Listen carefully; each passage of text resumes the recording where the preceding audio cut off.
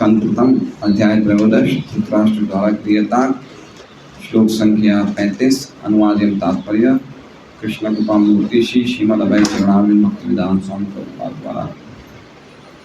सुतो उवाच कृपया स्नेहवैक्लव्यात् सुतो विरहकर्षितः आत्मेश्वरम् अचक्षाणो न प्रत्याहाति पीड़ितः।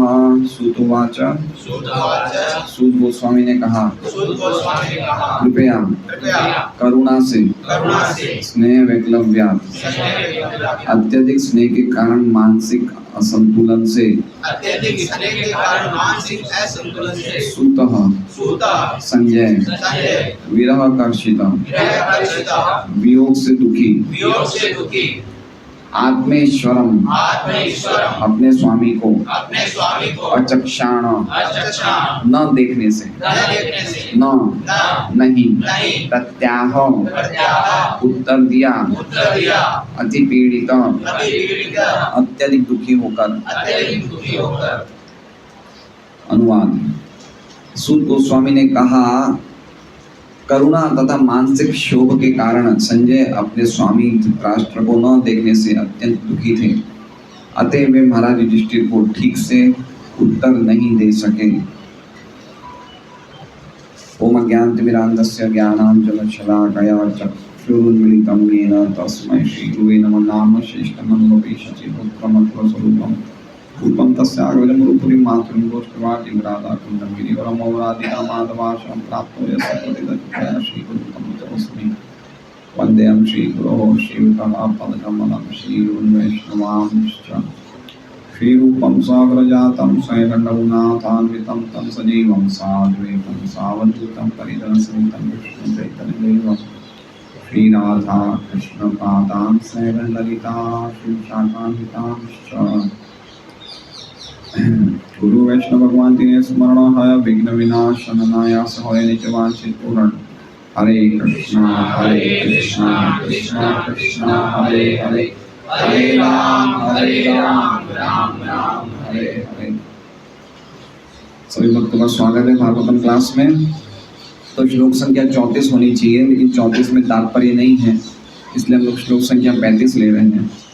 तो 34 का श्लोक हम खाली पढ़ लेंगे और अनुवाद देख लेंगे। पितर्यो परते पांडो सर्वान् सुहृदः शिशुम् आरक्षतां व्यसनतः पितृव्यो गतावितः।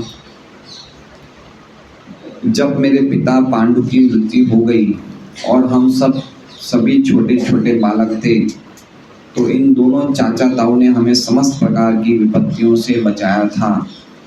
वे सदैव हमारे शुभ चिंतक रहे। हाय, वे यहाँ से कहाँ चले गए।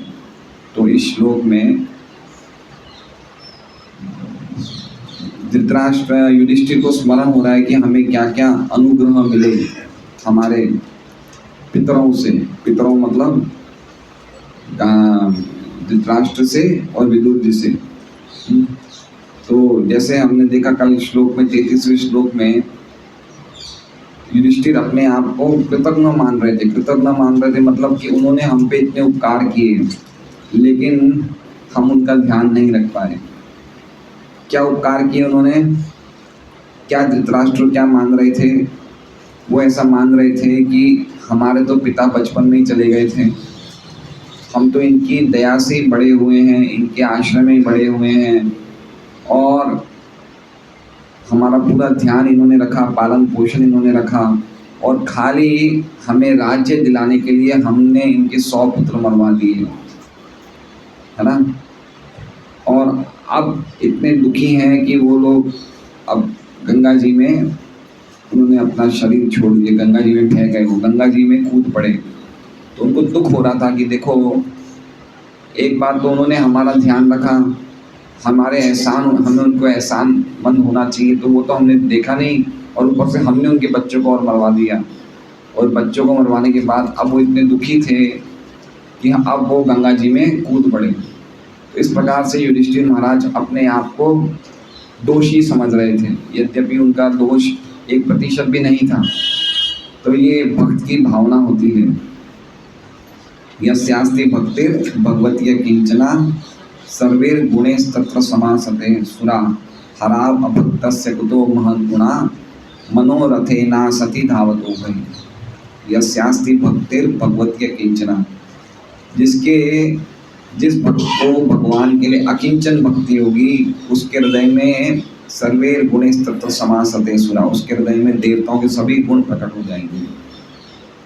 हराव अभक्तस्य कुतो महत् गुणा, और जो हराव अभक्तस्य, जो भगवान हरि के भक्त नहीं हैं, उनके हृदय में तो कहाँ से कुतो महत् गुणा, कहाँ से महान गुण आएंगे?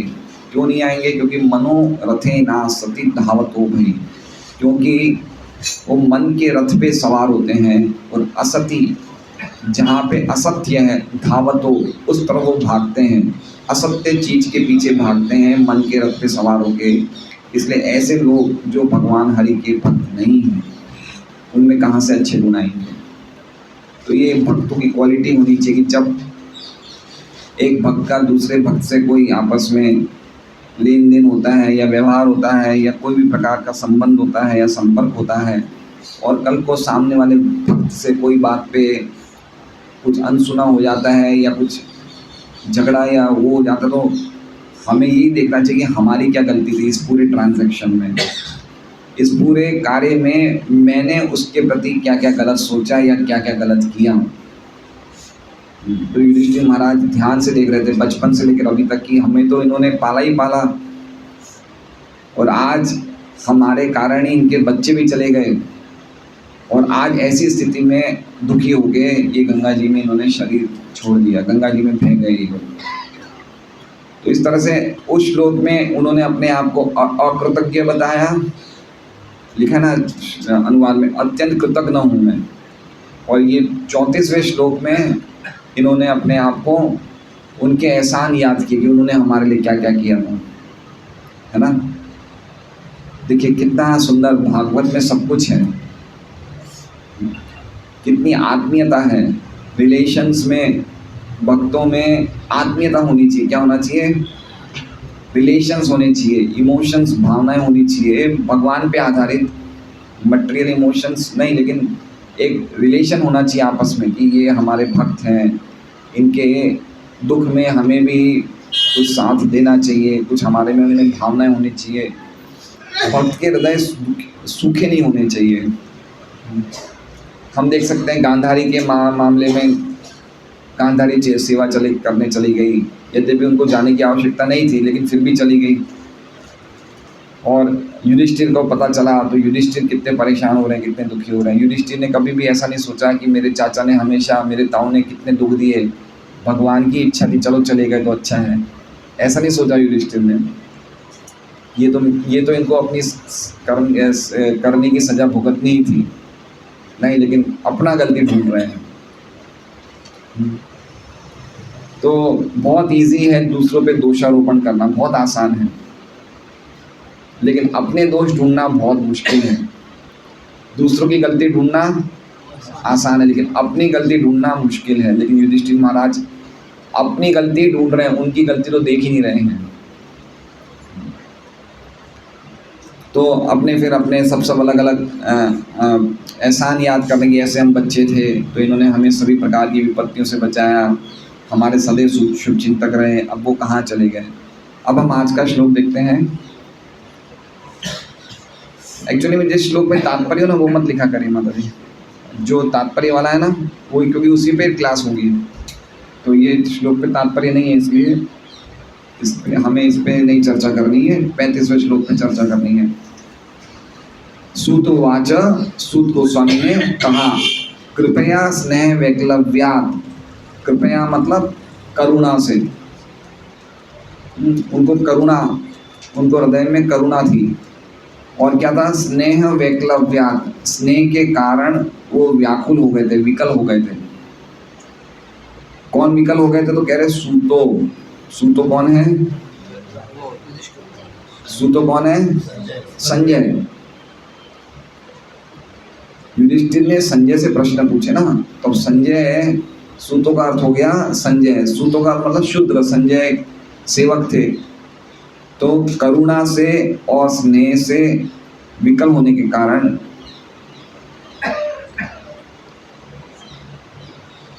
विकल विकल मतलब समझ रहे हैं, व्याकुल। प्रभुपाद जी अर्थ में लिख रहे हैं मानसिक असंतुलन। जैसे हम देख सकते हैं कोई हमारी चीज़ खो जाती है, या अगर हमारा मोबाइल खो जाए, या फिर हमारे कोई रिश्तेदारों को कुछ अनहोनी हो जाए तो हम थोड़े व्याकुल हो जाते हैं, है ना। मानसिक असंतुलित हो जाते हैं। तो अत्यधिक स्नेह के कारण, क्यों ऐसा हुआ? स्नेह के कारण मानसिक असंतुलित हो गए थे। कौन हो गए थे? संजय। करुणा के कारण और स्नेह के कारण मानसिक असंतुलित हो गए संजय। और क्यों ऐसा हुए? तो कह रहे हैं विरह कर्षित। विरह मतलब वियोग, धृतराष्ट्र से अलग हो गए, और कर्षित मतलब वियोग के कारण दुखी हो गए। कर्षित का मतलब समझ रहे हैं? कर्षित मतलब सूख जाना। कोई व्यक्ति को कोई प्रकार का दुख होता है जो उसे सुखा देता है ना। हम कभी बोलते हैं भाई सूख क्यों रहे हो, क्या बात है, कुछ सब सही तो है ना, सूख गए तो सूख गए। तो विरह के कारण कर्षित, विरह के कारण वियोग से दुखी हो गए। क्यों दुखी हो गए? तो कह रहे हैं आत्मेश्वरम अचक्षाणो। आत्मेश्वरम मतलब आत्मा मतलब खुद का, ईश्वर मतलब स्वामी। खुद के स्वामी मतलब कौन हुए? धृतराष्ट्र, है ना। संजय उनके सेवक थे। संजय एक तरह से उनके असिस्टेंट थे या सेक्रेटरी थे। तो देख सकते हैं हम लोग कि अपने स्वामी को नहीं देखने से उन्होंने ऐसा नहीं बोला कि अब मैं दूसरी जगह अच्छी नौकरी प्राप्त कर लूँगा, नहीं। सच्चा शूद्र कौन होता है? जो अपने स्वामी को कभी नहीं छोड़ता। और अच्छा स्वामी कौन होता है? जो अपने सेवक को कभी नहीं छोड़ते। तो उनको दुख हो रहा था संजय को। आत्मेश्वरम अचक्षाणु, चक्षु मतलब देखना, अचक्षाणु मतलब नहीं देखना।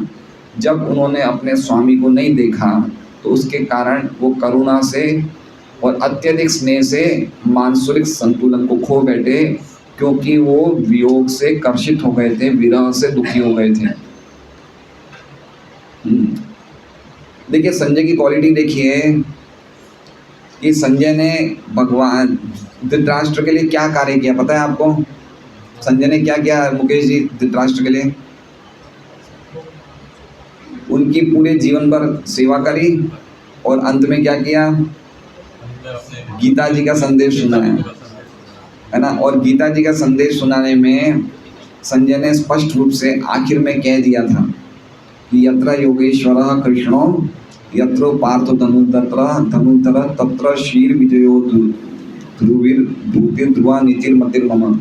कि जहाँ पे कृष्ण होंगे और जहाँ पे अर्जुन होंगे वहाँ पे विजय होना है, ये निश्चित है।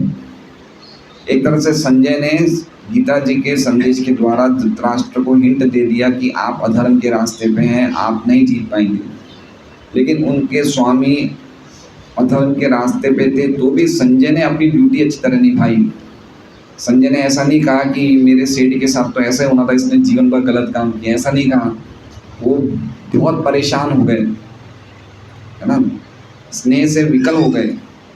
स्नेह था उनके हृदय में, धृतराष्ट्र के लिए स्नेह था, और इसलिए अपने स्वामी को नहीं देखने के कारण अचक्षाणो। तो ऐसा देख सकते हैं कभी कभी हमारे घर में हम देखते हैं कि स्त्रियां देखती हैं कि हमारे पति भक्त नहीं हैं।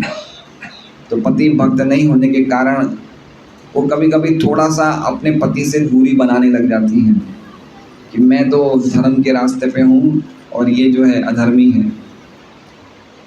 इसलिए एक जो पति के लिए जो एक समर्पण की भावना होती है या पतिव्रतता की भावना होती है, उसमें कमी आ जाती है कि ये तो मेरे भक्त पति होते तो मैं ही अच्छी तरह सेवा करती, अब तो ये पति भक्त नहीं है।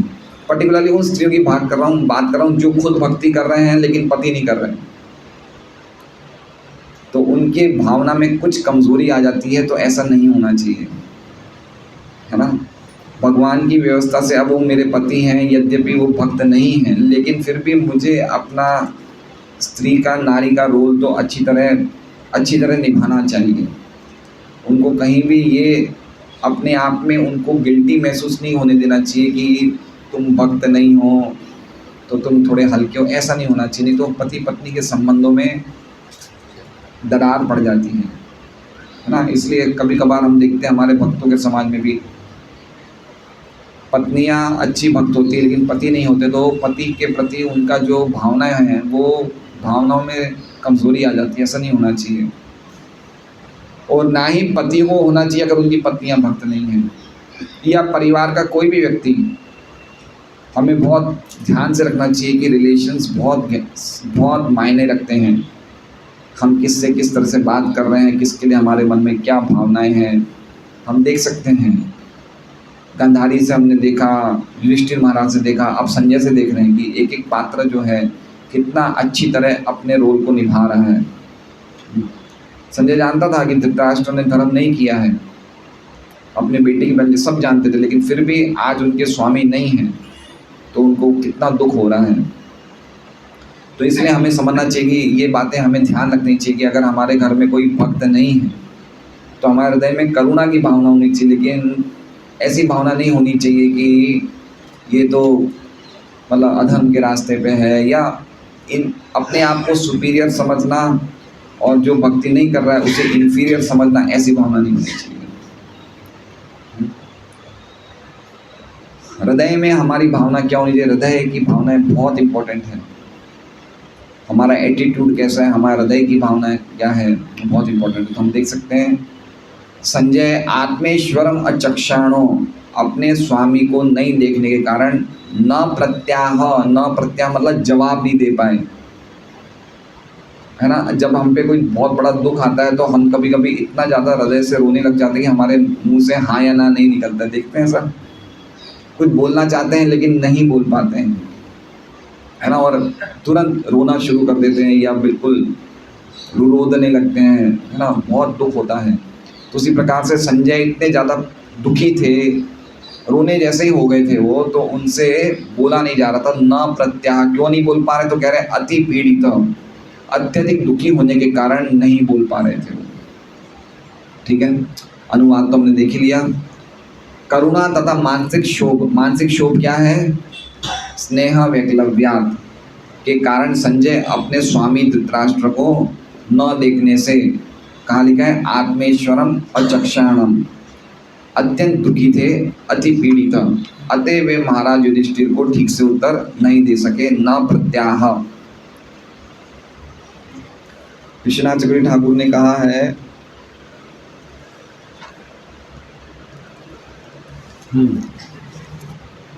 विश्वनाथ चक्रवर्ती ठाकुर कह रहे हैं कि संजय को इसलिए इतना स्नेह के कारण इतने व्याकुल इसलिए थे क्योंकि वो ये सोच रहे थे कि ये दोनों बिना रक्षा के कहाँ चले गए। कौन दोनों?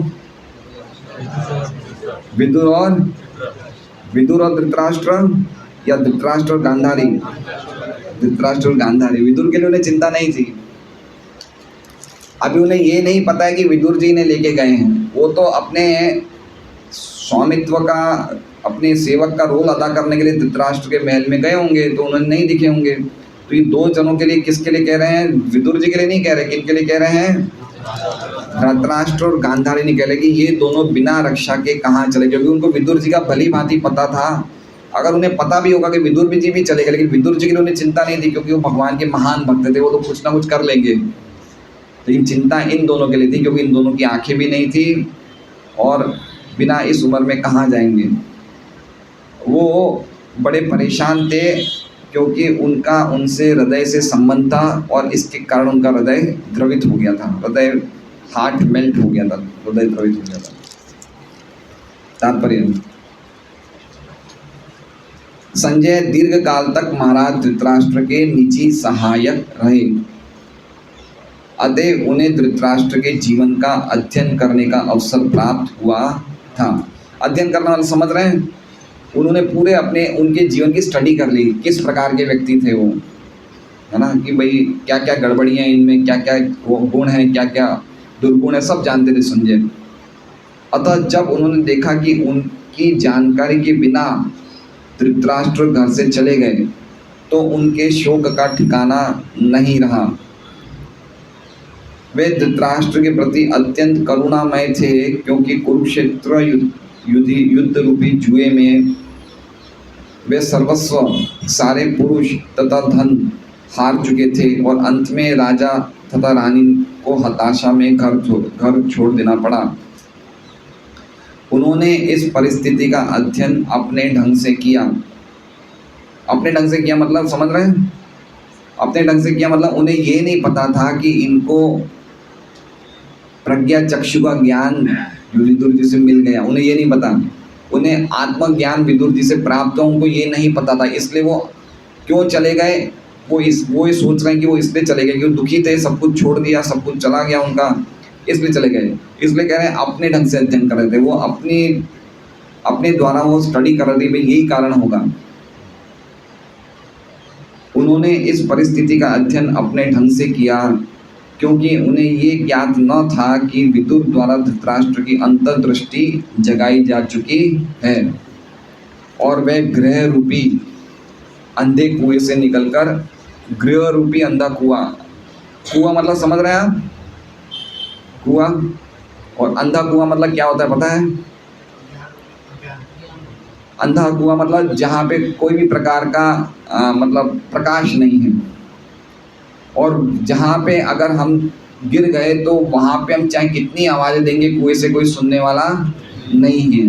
इसे कहते हैं गृह रूपी अंधा कुआं। प्रहलाद महाराज कहते हैं गृहम अंधकूपम। क्या बोलते हैं? गृहम अंधकूपम मतलब गृहस्थ जीवन ऐसा है जो व्यक्ति कितना दुखी होता है लेकिन उसके दुख की आवाज़ कोई सुन नहीं सकता। किसको सुनाएगा? समझ रहे हैं? किसको सुनाएगा? कोई है ही नहीं। भक्ति एक व्यक्ति होता है जो दुख समझ सकते हैं, बाकी कोई समझता ही नहीं है, तो किसको बोलेगा? इस भौतिक जगत में कोई उसकी पुकार सुनने वाला नहीं है। इसलिए गृहम अंधकूपम का अर्थ होता है कि व्यक्ति के दुख को जो गृह रूपी अंधे कुएं में पड़े हैं, गृह मतलब हम लोग जैसे, है ना? अच्छा, मजे की बात यह है कि हम लोग गृह रूपी अंधे कुएं में पड़े हुए हैं, लेकिन हमें क्या लगता है हम सुखी हैं, है ना? 99.99% लोगों को तो लगता ही नहीं कि हम दुखी हैं, और जिनको पता है हम दुखी हैं वो अपना दुख किसको सुनाएं? इसलिए हित्वात्म पातम गृहम अंधकूपम। प्रहलाद महाराज कहते हैं जब हिरण्यकश्यपु ने प्रहलाद महाराज से पूछा कि आपने क्या सीखा, बेटा बताओ जरा क्या सीखा तुमने अपने गुरुओं से, तो प्रहलाद महाराज कहते हैं कि तत्साधु मन्ये असुर वर्य देहि नाम सदा समुद्विग्न धियाम असद गृहात। कि हे असुरों में श्रेष्ठ, मैंने ये सीखा कि सदा समुद्विग्न धियाम असद गृहात। जिस व्यक्ति ने ये असत शरीर को धारण किया है वो सदा समुद्विग्न रहता है, सदैव क्या रहता है? चिंतित रहता है। कौन चिंतित रहता है? जिसने असत शरीर को धारण किया है। असत शरीर मतलब ये भौतिक शरीर को जो व्यक्ति धारण करता है वो हमेशा चिंतित नहीं रहते हम लोग, है ना? अभी 9 बजे हमें भूख लग रही है, अब हमें कमाने के लिए जाना है, अब बच्चे बड़े हो गए हैं, अब उनके एडमिशन के लिए जाना है, बच्चा फेल हो गया है तो टीचर के सामने हाथ जोड़ना है, ठीक है? फिर ऊंची पढ़ाई के लिए उसे IIT या वो क्या क्या नई नई चीज़ें चल गई है वो कराना है, करियर में कुछ करना है, फिर घर में कुछ नोक झोंक होते हैं उनको सहन करना है, फिर नौकरी छूट जाती है, परेशान। तो ये सब किस लिए हो रहा है? असत गृहात। हमने क्यों धारण किया है? हमने क्या धारण किया है? ये टेम्पररी, ये क्षणभंगुर शरीर धारण किया है, इसलिए चिंता है। और ये बाकी तो चिंता और होने का कोई कारण है ही नहीं। तो इसलिए कह रहे हैं सदा समुद्विग्न धियाम असत गृहात। तो फिर रास्ता बता रहे हैं हिरण्यकश्यप को प्रहलाद महाराज, हित्वात्म पातम गृहम अंधकूपम। हित्वा छोड़ दीजिए, क्या छोड़ दीजिए? आत्मपातम। आत्मपातम मतलब आत्मा का जब पतन होता है, मतलब जहाँ पे कोई भी प्रकार की आध्यात्मिक जानकारी नहीं मिलती। कहाँ नहीं मिलती? तो कह रहे हैं गृहम अंधकूपम। ये गृह है, गृहस्थ जो व्यक्ति है वो पूरे जीवन में अपने पूरे टाइम में खाली मैं, मेरा, बच्चे, मेरा परिवार, मेरा शरीर, मेरा समाज, मेरा देश, इसी में लगा रहता है। तो वो आत्मपातम, वो ऐसी जगह में अपना खुद का पतन कर रहा है, खुद की जानकारी नहीं ले रहा है। तो क्या करें? हित्वात्मपातम गृहम वनम गतो यद धरिम आश्रयेत। वन चले जाना चाहिए और भगवान हरि का आश्रय ग्रहण करना चाहिए। वन चले जाना चाहिए मतलब ऐसी जगह चले जाना चाहिए वहाँ जहाँ भगवान हरि के भक्त हों, या जहाँ भगवान का धाम हो, जहाँ पे भगवान की कथाएं हो रही हो, जिससे कि वो अपने आत्म कल्याण के कल्याण के बारे में सोच सकें। तो इसका मतलब होता है गृह अंधकूप। तो हम लोग महेंद्र जी, सब लोग किस में हैं हम लोग? महेंद्र जी, ये क्या है? ये गृह अंधकूप है। कूप मतलब कुआं, अंधा मतलब यहाँ पे गिरने के बाद वापस कोई निकल नहीं सकता है।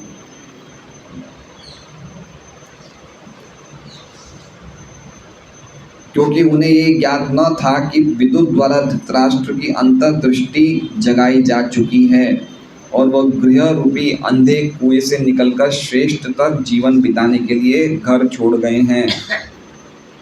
अच्छे जीवन बिताने के लिए कोई व्यक्ति को घर छोड़ना चाहिए। क्यों छोड़ना चाहिए? अच्छा जीवन बिताने के लिए, है ना।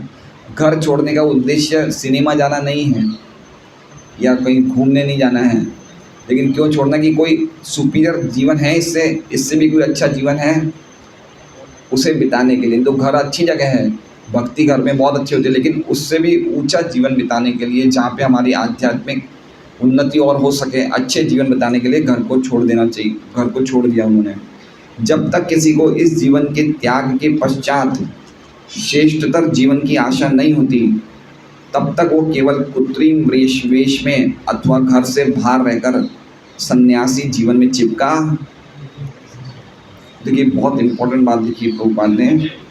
कह रहे हैं कि जब तक इस जीवन के त्याग के पश्चात, जब तक व्यक्ति को भली भांति नहीं पता चल जाता है कि इस जीवन के बाद भी कोई जीवन है या नहीं है, समझ रहे हैं? जब तक व्यक्ति को इस बात की भली भांति आइडिया नहीं होती कि इस जीवन के बाद भी हम एक अच्छा जीवन जी सकते हैं, तब तक उसे सन्यास का कृत्रिम वेश धारण नहीं करना चाहिए। तब तक मतलब उसे खाली कपड़े बदलने से कुछ नहीं होने वाला है ना। उसके अंदर चेंज आना चाहिए। उसको भली भांति कन्विंस हो जाना चाहिए कि ये जीवन के बाद भी एक जीवन है और मैं चाहूँ तो उस जीवन को अच्छा बना सकता हूँ इस जीवन के कार्यों द्वारा। तो कैसे मैं अच्छा जीवन बनाऊँ, उसकी पूरी जानकारी उसे होनी चाहिए। और उसको सबसे ठोस उपाय जो है अच्छा जीवन बिताने के लिए, हरे कृष्णा कृष्णा कृष्णा हरे हरे, हरे राम राम राम हरे हरे।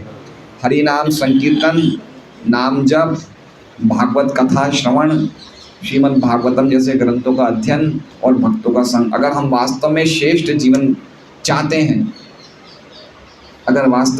तो ये उपाय है, क्योंकि दूसरा उपाय हम नहीं कर सकते और ना ही हमारे लिए करने योग्य है और ना ही हमारे लिए संतुष्टि कराएगी, हमारे लिए उसका प्रिस्क्रिप्शन है। दूसरा उपाय मतलब वन में चले जाना या तपस्या करना या हिमालय में चले जाना, जैसे भी धृतराष्ट्र गए, ऐसा नहीं, हम लोग नहीं कर सकते वो। लेकिन कलयुग में क्या कर सकते हैं, हम भगवान के बारे में सुन सकते हैं, भगवान के बारे में बोल सकते हैं। ये हमारा श्रेष्ठतर जीवन बिताने का सबसे बेस्ट तरीका है। विशेष रूप से जो लोग जीवन की अपनी आधी आयु बिता चुके हैं, उनको पूरा प्रयास करना चाहिए कि मैं अपने नेक्स्ट लाइफ के बारे में सोचूं कि मुझे अगला जीवन क्या मिलेगा। उसे पूरा उसकी हर एक क्रिया, उसकी सब चीज़ें यही देखना होनी कि मैं अगले जीवन में कैसे होऊंगा ना। इसलिए भली भांति पता चले, देहिनोस्मिन् यथा देहे कौमारम यौवनम जरा तथा देहांतर प्राप्तिर। उसको भली भांति पता चलना चाहिए, होना चाहिए कि इसके बाद भी एक शरीर मुझे छोड़ना है, ये शरीर के बाद मुझे एक और शरीर मिलेगा, हमें वापस शरीर मिलेगा, वापस हमें पता नहीं अच्छा जीवन मिलेगा, हल्का जीवन मिलेगा। तो उसकी तैयारी हमें हमेशा अभी से करनी चाहिए। हर एक को अच्छी लाइफ अगले जीवन में मिले। और अच्छी लाइफ मतलब वापस जन्म, मृत्यु, बुढ़ापा, बीमारी, ये लाइफ नहीं आए। ये पता होना चाहिए, ये उसको भली भांति पता होना चाहिए कि मुझे बार बार बीमारी नहीं आए, बार बार बुढ़ापा नहीं आए।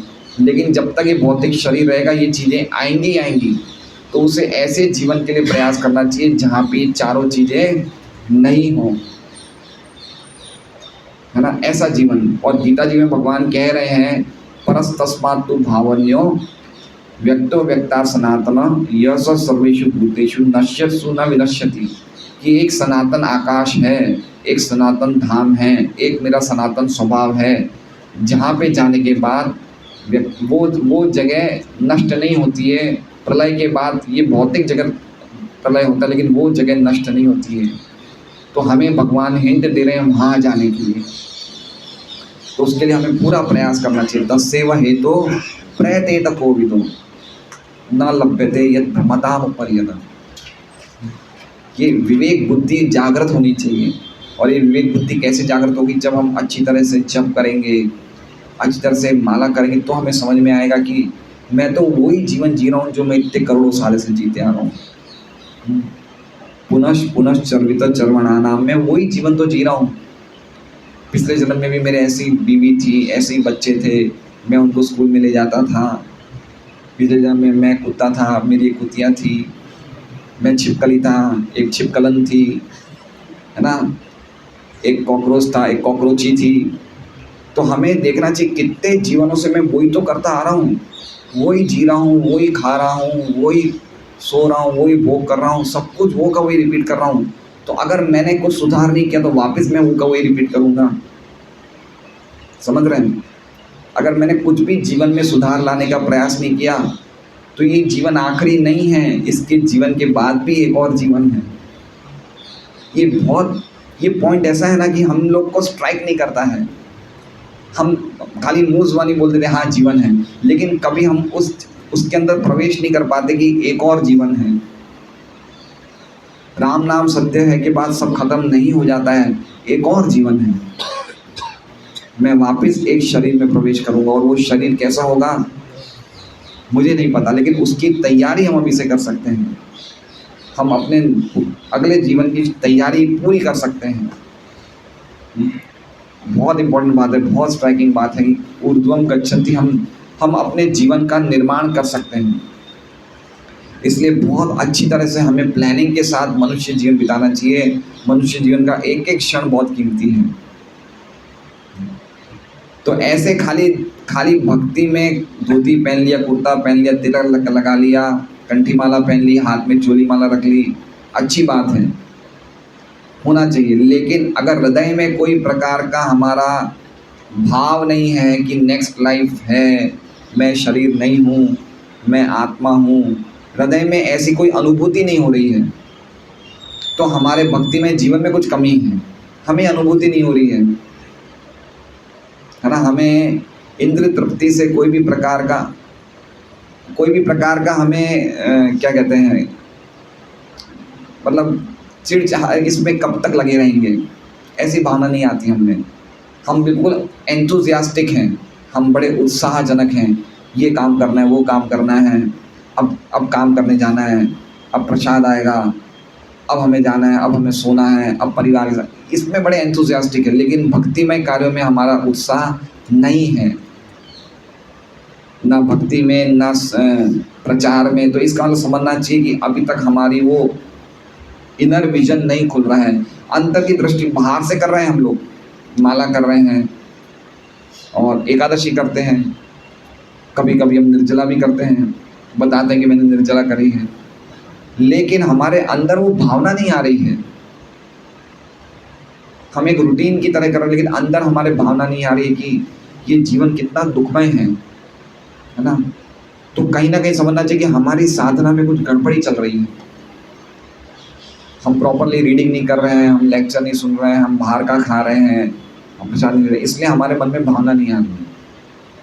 या फिर हम खाली ये सब इसलिए कर रहे हैं कि भाई पुण्य मिलेगा और अगले जीवन में हम वापस अच्छा जीवन मिलेगा, लेकिन इसी जीवन में निकलने का प्रयास जो होना चाहिए वो हम नहीं कर रहे हैं। इसलिए प्रभुपाद जी कह रहे हैं कि अच्छे जीवन बिताने के लिए, और प्रभुपाद जी ने ऐसा ही किया। प्रभुपाद जी जब फैक्ट्री को आग लगी तो प्रभुपाद जी ने बोला ये भगवान की कृपा है, प्रभुपाद जी ने संन्यास लेके सब छोड़ दिया। तो देखना चाहिए कि मुझे अगर अच्छी लाइफ मिल रही है और अच्छा जीवन मिल रहा है, और हमें देखना चाहिए कि मेरे पास अब समय कम बचा है, तो ऐसा जीवन जिसमें हमें आगे हमारा फ्यूचर बहुत अच्छा है, इस जीवन शैली को हमें अपनाना चाहिए, पूरा प्रयास करना चाहिए। जब तक शरीर अच्छा है तब तक ही कर सकते हैं, बाद में नहीं कर सकते हैं। तूर्णम यतेत न पतेत अनुमृत्यु यावन, पूरा प्रयास करना है। तूर्णम यतेत, तूर्णम मतलब शीघ्रता से, यतेत मतलब प्रयत्न करो, न पतेत अनुमृत्यु यावन, शरीर गिर जाए उसके पहले ही पहले कर लो सब। लेकिन हम इंतज़ार करते हैं आखिरी टाइम तक, कब तक मुझे हार्ट अटैक नहीं आएगा तब तक मैं नहीं कोई भी प्रकार का छोड़ूंगा नहीं। तो हम लोग आखिरी टाइम तक शरीर में बना रहना चाहते हैं, ना देह को छोड़ना चाहते हैं ना गेह को छोड़ना चाहते हैं, लेकिन देह भी छूट जाएगा और गेह भी छूट जाएगा। और नेक्स्ट लाइफ कोई दिक्कत नहीं, कुछ भी होगा चलेगा। तो नेक्स्ट लाइफ की तैयारी पूरी करनी चाहिए, पूरी तैयारी करनी चाहिए। पुनर्जन्म वापस नहीं हो, भगवान के धाम जाए। एक श्लोक और ले लेते, उसमें तात्पर्य नहीं है। तो संजय अब क्या करते हैं, हम देख रहे हैं, विमृज्या शुनि पाणिभ्याम विष्टव्यात्मानमात्मना अजात शत्रु प्रत्यु चे प्रभो पादाव अनुस्मरण। पहले उन्होंने बुद्धि द्वारा अपने मन को शांत किया, फिर अश्रु पहुँचते हुए, विमृज्य मतलब पहुँचते हुए, अश्रु पहुँचते हुए तथा अपने स्वामी धृतराष्ट्र के चरणों का स्मरण करते हुए वे महाराज युधिष्ठिर को उत्तर देने लगे। मतलब धीरे धीरे कंट्रोल किया, रो रहे, देखिए उन्होंने अपने आप को शांत किया, आंसू निकल रहे थे, आंसू पहुँचे, और आंसू पहुँचते हुए उन्होंने धृतराष्ट्र के चरणों का स्मरण किया। देखिए ये एक शूद्र की भावना, देखिए क्या उनका गुरु महाराज, गुरु के शरण या प्रभुपाद के, कहने का भगवान के चरणों का स्मरण नहीं किया, किनका किया उन्होंने, धृतराष्ट्र के चरणों का स्मरण किया। ये एक बताता है कि कितना उनमें एक सेवा की निष्ठा थी अपने स्वामी के प्रति। और फिर वो महाराज युधिष्ठिर को उत्तर देने लगे। हरे कृष्णा। श्रीमद् भागवतम की जय। श्रील प्रभुपाद की जय। वांछाकल्पतरुभ्यश्च कृपा सिन्धुभ्येव च पतितानां पावनेभ्यो